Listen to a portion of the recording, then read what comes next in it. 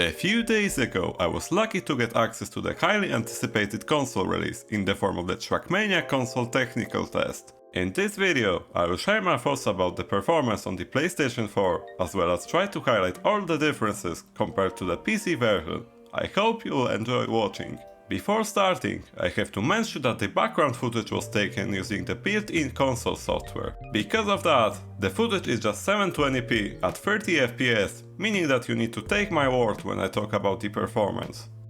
My first impressions were very positive, as I didn't expect the previous gen console to handle this game at 1080p at 60 FPS. It stayed around this value on most of the campaign and community made tracks, but I had problems with maps built with a lot of trees or custom blocks. In one of the maps, the performance felt like 30 FPS, and since there isn't any setting to lock the frame rate, even that value wasn't stable. My biggest problem with this version, however, are the long loading times. Launching even a simple map can take up to half a minute.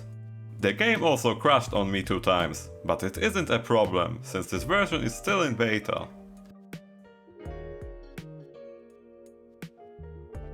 With that, it's time to talk about the changes made to the game compared to the PC version. I want to preface this part by saying that I want to inform you about the changes and not criticize them. You are the one to decide if this version is worth the money for you. Starting with the options, they are almost exactly the same as in the PC version, except for the lack of any graphical options. The absence of any frame limit also outweighs the neat option to change the language in-game. You can't save your replays offline, meaning that you also can't edit or render them. The ability to customize your car isn't as good as on the PC version either, since the simple car editor was also cut out. You can however use skins uploaded from PC, and the same feature should be also in the final release. You are also supposed to add any custom images that way, but at the time of the beta, only few presets were available.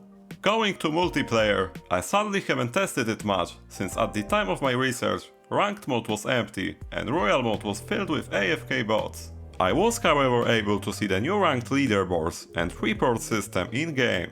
These features were already available on the Trackmania.com website before, and they are planned to be added in the April update for PC. One of the new controller UI improvements is the View Records section, which is now accessible with a controller. Using it feels a bit clunky at first compared to using a standard mouse, but I got used to it quickly.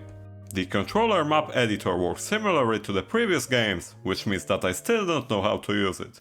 My last problem with the console test was that some assets were simply not loading. Custom banners and skins downloaded for some maps, but not for others.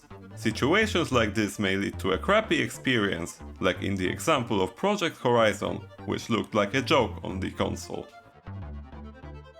The fact that it's still just a test makes me not really worry about this problem.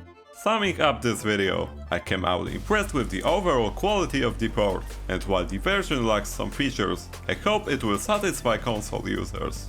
Do you think the console release will be a great entry point for new players, and have you had a chance to test it yourself? Feel free to share your thoughts in the comments, and thanks for watching!